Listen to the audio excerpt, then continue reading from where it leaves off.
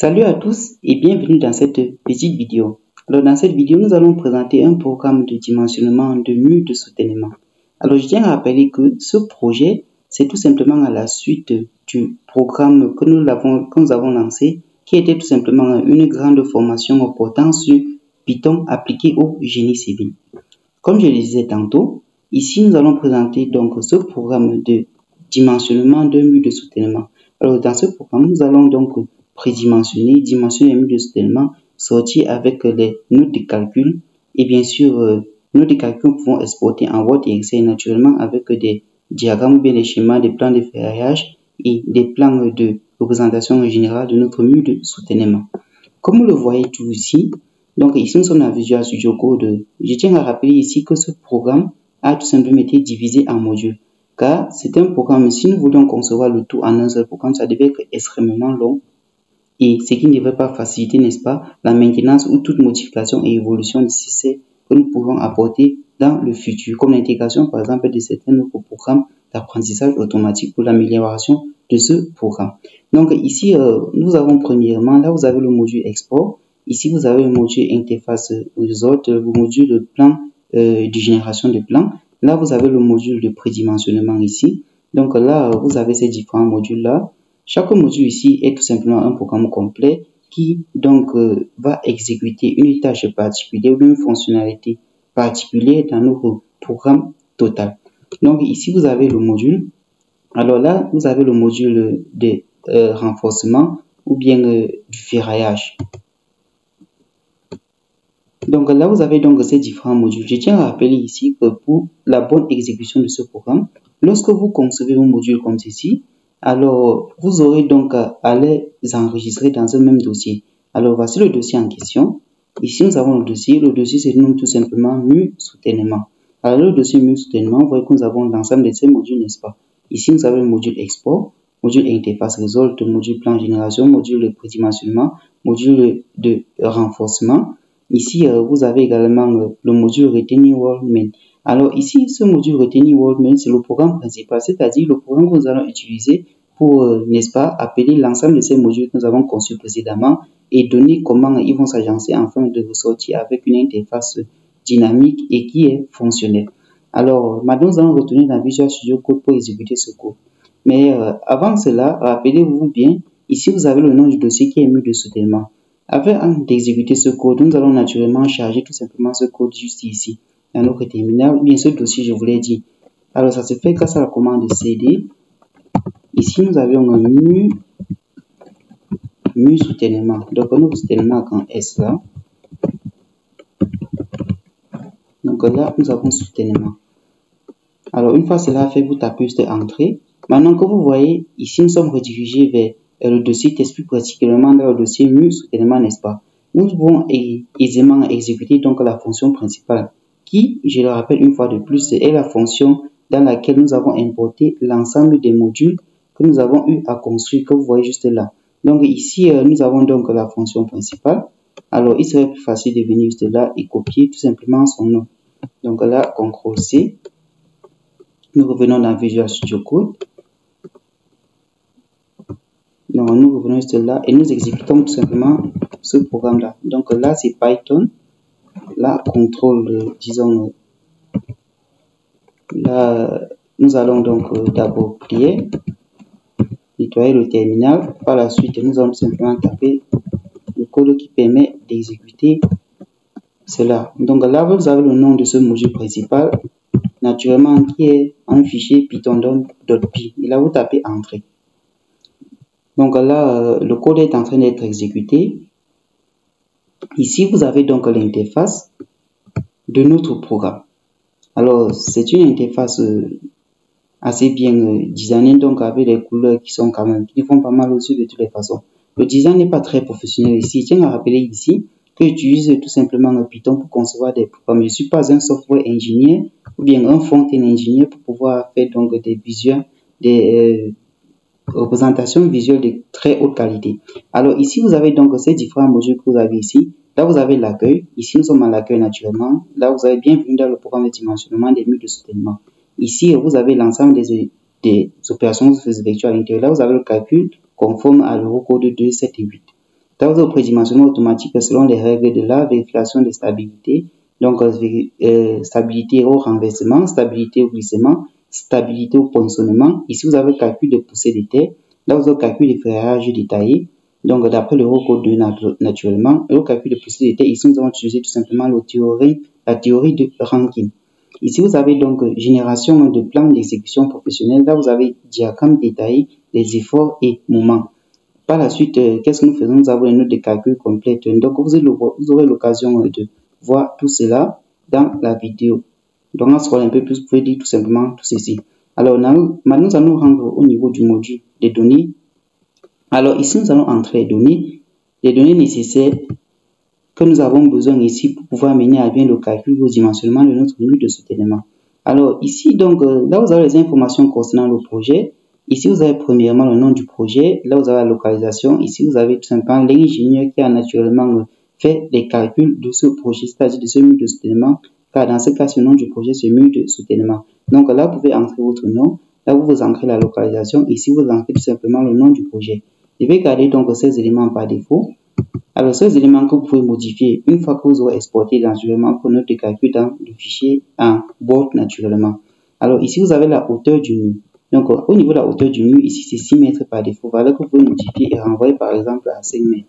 Ici, vous avez l'épaisseur du voile qui est de 0,30 ici. Ici, vous avez donc la largeur des semelles. Donc, ici, par défaut, c'est à 4 mètres. Ici, vous avez donc l'épaisseur de la semelle qui est par défaut à 0,6. Là, on va par exemple ramener ça donc à 0,5. Par la suite, vous avez la largeur du patin. La largeur du patin ici qui est prise à 1 mètre, n'est-ce pas?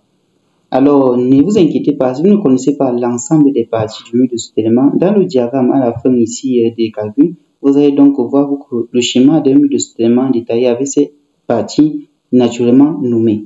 Par la suite, au niveau du matériau, vous avez la résistance du béton. Ici, nous utilisons le béton 25. Ici, vous avez la résistance de l'acier qui est à 500 mégapascal et naturellement, vous avez l'enrobage. L'enrobage ici qui est pris à 50 milli, donc 0,5 cm. Je répète une fois de plus, ce sont des valeurs que vous pouvez modifier à votre guise. Ces valeurs que vous voyez, c'est tout simplement des valeurs par défaut. Là, vous avez l'angle de frottement en ce qui concerne naturellement ici le sol et les charges. Ici, vous avez l'angle de frottement en ce qui concerne le sol qui est tout simplement à 30 degrés. Par exemple, ici, nous allons enlever de 30 degrés, nous allons par exemple mettre une valeur comme 45 degrés. Là, vous avez le poids volumique du sol ici qui est de 18 kN par mètre cube par défaut. Ici, nous pouvons tout simplement remplacer cela par exemple par 20 kN par mètre cube. Et ici, vous avez tout simplement la cohésion C. Alors, au niveau de la cohésion dépend des sols. Ici, la cohésion est à 0. Donc, on peut supposer par exemple que nous avons fait un sol sableux car c'est la particularité des sols sableux, c'est qu'ils ont une cohésion nulle. Par exemple, ici, au lieu de mettre 0, nous pouvons par exemple mettre 1. Dans le cas où nous pouvons avoir un sol mixte ou je ne sais pas quoi, donc ici, vous avez la surcharge Q. Au niveau de la surcharge, nous avons une valeur de Bouff par 10 kPa. Alors ici, là, vous pouvez modifier. Donc, pour le moment, nous allons laisser ces valeurs. Il en est même pour toutes les autres valeurs. Vous avez la contrainte admissible du sol ici qui est à 200 kPa, donc 2 bars. Et par la suite, vous avez donc les coefficients de sécurité. Là, c'est pour les combinaisons de charges, n'est-ce pas? Alors, au niveau des charges permanentes, ici, nous avons 1,35. Et là, au niveau des charges variables, nous sommes à 1,5, n'est-ce pas? Donc, ici, maintenant, vous avez donc ici le coefficient du béton qui est à 1,5 et celui de l'acier qui est tout simplement à 1,15. Alors, une fois cela fait, vous avez donc ces boutons. Si vous avez la possibilité de sauvegarder les données, donc là, vous pouvez sauvegarder tout simplement dans un fichier JSON. Alors, cela dépendra de vous. Pour le moment, je ne vais pas sauvegarder. Et là, vous avez donc la possibilité donc de charger des données ici. Alors, vous pouvez également charger ici tout simplement dans un autre fichier ou notre programme. Donc là, vous avez le bouton qui nous permet de lancer les calculs. Et actuellement, les calculs sont en cours. Donc là, les calculs sont en cours. Alors, une fois que les calculs seront terminés, nous allons tout simplement recevoir un petit pop-up qui nous signale que le calcul a bel et bien été terminé. Et par la suite, nous aurons donc la possibilité d'explorer les autres boutons pour voir les différents plans. Donc là, voici ce pop-up. Donc, le calcul terminé avec succès. Là, nous cliquons sur OK. Alors, lorsque vous cliquez sur OK, donc directement, ça va vous renvoyer au niveau tout simplement de synthèse des résultats. Alors, au niveau de la synthèse des résultats, vous voyez que cela est structuré en plusieurs rubriques, n'est-ce pas? Ici, vous avez la synthèse et là, vous avez la géométrie, poussée, force, contrainte. Ici, vous avez les détails. Alors, en ce qui concerne tout d'abord cette petite synthèse, voilà ce que nous avons. Là, vous avez la hauteur des murs qui est de 5 mètres, l'épaisseur de voile 0,3. Donc, ce sont les données que nous avons en entrée ici. Longueur du patin, longueur du talon qui est de 2 mètres 2. Ici, vous avez les poussées de terre, donc le coefficient ici qui est de 0, le coefficient de poussée active, autant pour moi, qui est de 0,1715. Rappelez-vous, c'est calculé grâce à l'angle que nous avons entré récemment qui était de 45 degrés. Là, vous avez la poussée du sol qui est de 42,99 kN par mètre. Donc, la poussée du sol représente ici tout simplement la réaction du sol à la charge, n'est-ce pas, de notre mur. Donc, la poussée du sol, autant pour moi, représente donc la poussée du sol retenue par notre mur de soutènement. Là, vous avez la poussée de surcharge. La poussée de surcharge ici, qui est tout simplement la poussée représentée, donc, ou bien induite par la charge en surcharge sur notre mur de soutènement. Là, vous avez la poussée totale. Là, vous avez le point d'application naturellement qui est à 1,81 m. Donc, ces éléments ont été bien calculés en détail avant d'avoir cette dès qu'à afficher tout simplement la synthèse de résultats. Là, vous avez les forces et moments. Force verticale totale, vous avez 323,25 kN par mètre. Force horizontale, 51, etc. pour les autres. Donc, les moments stabilisants, moments de renversement, excentricité et autres. Donc, une fois ces vérifications terminées, nous allons explorer les autres boutons. Ici, par exemple, vous avez la géométrie. Donc, ici, c'est tout simplement le schéma de géométrie du mur de soutènement. Donc, là, vous avez son schéma de géométrie qui est juste là, n'est-ce pas? Donc, ici, vous avez donc la semelle. Là, vous avez le voile sur le sol retenu ici. Là, vous avez l'épaisseur de notre voile qui était de 0,30. Épaisseur que nous avons entré précédemment. Voici l'épaisseur tout simplement de la semelle ici qui est de 0,5. C'est la valeur que nous avons entrée précédemment, n'est-ce pas? Donc, là, vous avez donc la largeur ou bien la longueur du patin. Et ici, vous avez tout simplement le talon qui est de 2 mètres 20, ici qui est de 1 mètre. Alors, ici, c'est ce qui concerne la géométrie. Maintenant, en ce qui concerne les poussées, donc là, vous avez les poussées juste là. Donc, voilà le diagramme de pression que vous avez juste là. Alors, cette pression-ci, c'est tout simplement la poussée de la poussée active. Rappelez-vous, le diagramme ne commence pas directement ici au sommet. Là, nous avons un rectangle ici. Ce rectangle représente tout simplement la poussée due, le diagramme de la poussée due à la surcharge couplée à la poussée due au terre. D'où l'obtention de cette figure que vous avez juste là. Maintenant, vous avez donc les forces de poussée représentées ici par un diagramme en bande ici, pour une bonne illustration. Ici, donc là, vous avez 42,9 kN pour la poussée du sol. La poussée de surcharge ici qui est de 8,6 kN par mètre ici. Et naturellement, au niveau de la poussée totale, qui est le cumul des deux, vous avez un total de 51,5 kN par mètre. C'est très intéressant, n'est-ce pas? Donc, c'est un programme qui vous détaille donc l'ensemble des éléments d'un mur de soutènement. Alors, au niveau des forces ici, donc je tiens à rappeler que vu que ce programme est encore en cours de développement, au niveau des forces, nous n'avons pas encore les diagrammes de force, c'est encore en cours de développement, comme vous voyez signalé juste là. Maintenant, au niveau des contraintes également, et ici au niveau des détails. Alors, ces détails montrent tout simplement donc l'ensemble des calculs que nous avons eu à faire. Donc là, vous avez vérification de géométrie. Ici, par la suite, vous avez les caractéristiques des matériaux, des références ici selon l'Eurocode ici. Donc tous les calculs ont été faits selon l'Eurocode. Je rappelle encore une fois de plus, la norme utilisée ici est l'Eurocode. Mais ne vous inquiétez pas, si vous êtes désolé d'avoir un tel programme plus customisé, nous pouvons donc intégrer les autres types de codes, tels que le DTU par exemple, si vous voulez travailler au DTU, ou le BAEL, si vous voulez travailler avec le BAEL. Donc cela dépendra de vous. Voilà, vous avez calculé le calcul des poussées de terre. Donc là, vous avez donc tous les détails des calculs sont présents juste ici, comme vous pouvez le voir. Donc vérification, calcul jusqu'au ferraillage et tout. Donc par la suite, là vous avez donc le bouton calcul, là vous avez le bouton résultat, ici vous avez le bouton plan. Alors si nous cliquons sur le bouton plan, ici vous avez donc un plan d'ensemble de mur de soutènement. Donc là c'est un plan d'ensemble ici. Donc là vous avez d'abord un plan d'ensemble, c'est nickel, n'est-ce pas? Donc là vous avez votre plan d'ensemble ici. Alors, une fois de plus, l'informatique n'est pas seulement fait pour les ingénieurs en informatique. Les ingénieurs en génie civil peuvent également les utiliser pour concevoir leur propre programme. Donc, ici, c'est en guise d'exercice d'application, bien petit projet, exemple de petits projets que vous pouvez faire avec la programmation Python dans le domaine du génie civil. Donc, vu qu'il y a déjà les logiciels qui font ces vérifications, vous pouvez tout simplement imaginer, par exemple, ou bien avoir besoin de votre propre programme, n'est-ce pas, de dimensionnement d'un élément particulier en structure, qui n'est pas aisé de le faire donc avec les logiciels qui sont à votre disposition. Vous pouvez donc décider construire vos propres programmes avec les connaissances que vous avez dans le domaine en tant qu'ingénieur en structure. Donc là, vous avez ferraillage, vous voyez ici. Donc là, ce n'est pas très bien détaillé, c'est aussi en cours de conception et de modification. Donc là, vous êtes censé avoir les plans de ferraillage ici et également au niveau du ferraillage de la semelle, vous êtes censé l'avoir ici. Donc là, au niveau du ferraillage de la semelle, que ce soit au niveau du patin ou bien au niveau du talon. Donc juste là. Donc là, voilà les coupes qui sont encore en cours de développement. Donc pour le moment, nous n'avons pas encore de coupe ici. Donc ici, il en est de même ici pour les nomenclatures des aciers. Bon, pour les nomenclatures des aciers ici, nous allons donc tout simplement construire tout ça dans un petit tableau. Ce tableau que vous avez juste ici. Donc là, vous avez donc les désignations, les diamètres, les quantités, les espacements et d'autres et bien d'autres éléments encore. Donc maintenant ici, lorsque vous cliquez ici juste sur note, là vous avez donc affaire à la note de calcul. Donc tout à l'heure au niveau des notes, nous avons donc eu à avoir affaire à la note de calcul précédemment. Donc dans cette note de calcul, tous les calculs sont détaillés avec les vérifications ici qui ont été faites naturellement. Maintenant au niveau de l'exportation, là vous avez la possibilité d'exporter. Donc ici vous allez choisir le format d'exportation.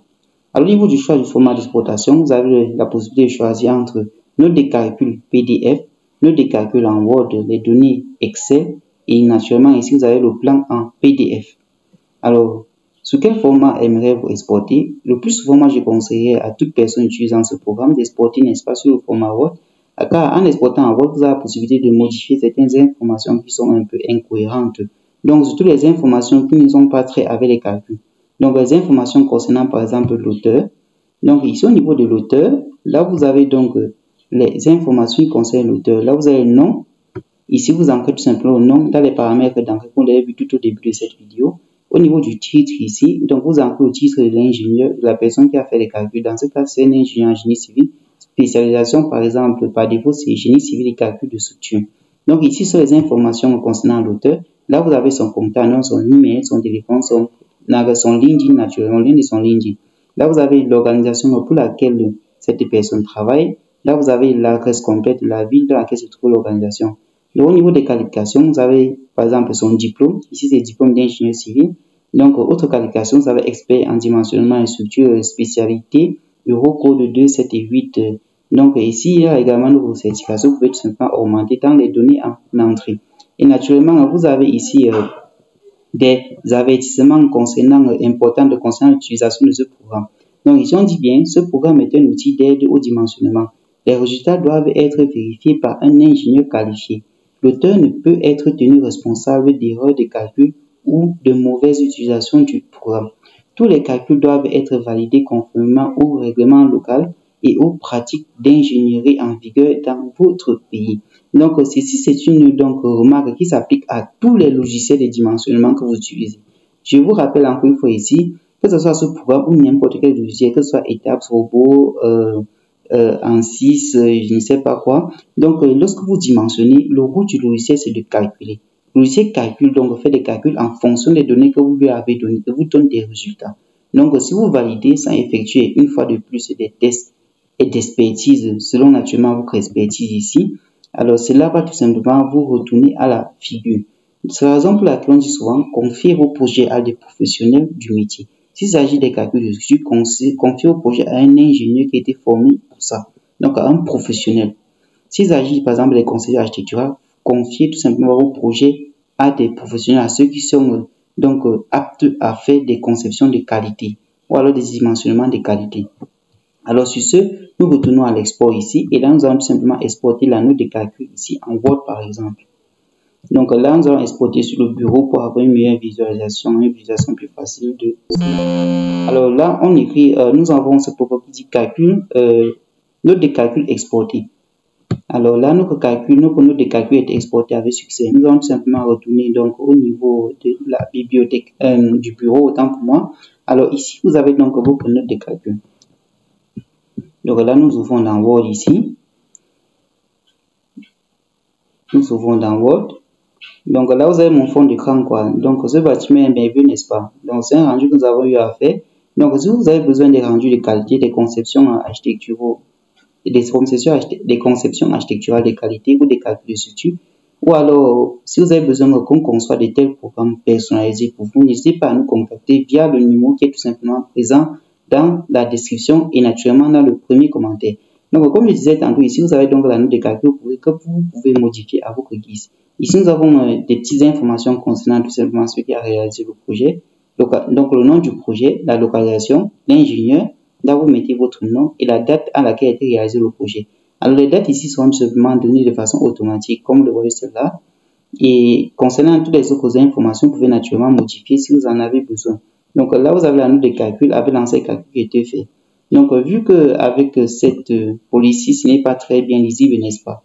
Vous pouvez tout simplement sélectionner cet élément et tout simplement mettre, par exemple, choisir par exemple le time new roman ici, de taille par exemple 14, non disons 12, avec un espacement disons de 1,5 pour une meilleure lisibilité, quoi.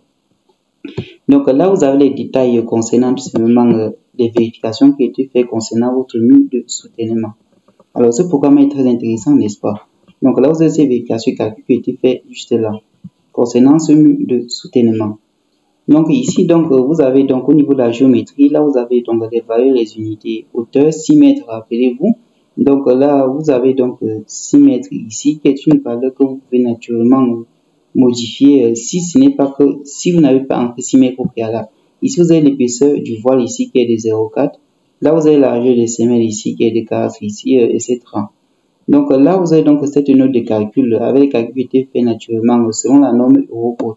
Donc dans le code que vous avez vu tout à l'heure, il y a une rubrique à l'intérieur qui permet donc de charger cette norme-là qui va vous permettre donc d'effectuer ces vérifications et calculs en toute sécurité. Alors, c'était tout pour cette petite vidéo. Donc, je vous invite une fois de plus à entrer en possession ou bien à vous intéresser un peu plus à la programmation dans le domaine du génie civil. Cela est très bien, n'est-ce pas? Alors moi, j'ai conçu ce programme également en tant qu'ingénieur en génie civil. Vous voyez, et qu'ingénieur en génie civil n'empêche pas le fait qu'on puisse apprendre du code au point de construire ses propres programmes naturellement avec un langage de programmation qui peut vous permettre d'intégrer des modèles, par exemple, d'apprentissage automatique dans le but de faire évoluer votre programme et de le rendre plus intelligent. Alors, c'est l'intérêt d'apprendre donc, par exemple, Python pour la conception de certains types de programmes. Donc, au lieu de les faire, par exemple, avec Excel, le problème avec Excel, c'est ceci. Votre programme peut très bien fonctionner, mais s'il y a de nouvelles fonctionnalités augmentées, telles que l'intégration de ces programmes qui visent à rendre les programmes plus intelligents, alors là, ça sera très difficile de le faire avec Excel. Pourtant, avec ce type de programmation, ça sera tout simplement très aisé. Donc, on va donc se retrouver très bientôt pour ce voyage dans l'univers passionnant du génie civil, ou bien de façon un peu plus restreinte, dans l'univers passionnant de la programmation appliquée au génie civil. Sur ce, portez-vous super bien et surtout, n'hésitez pas de partager massivement la vidéo, de vous abonner à la chaîne pour faire exposer la communauté. Car nombreux sont ceux qui regardent la vidéo, mais malheureusement ne s'abonnent pas. Donc, abonnez-vous, partagez au max. Et si vous êtes intéressé, une fois de plus, par les conceptions, les plans et des dimensionnements, des calculs de structure, ou bien tout simplement des conceptions personnalisées des programmes comme ceux-ci, ou bien de certains types de programmes dont vous avez besoin, n'hésitez pas à nous contacter via naturellement ce numéro WhatsApp qui est présent dans le premier commentaire et en description. On se retrouve donc très bientôt pour la suite de notre merveilleux voyage. D'ici là, portez-vous super bien.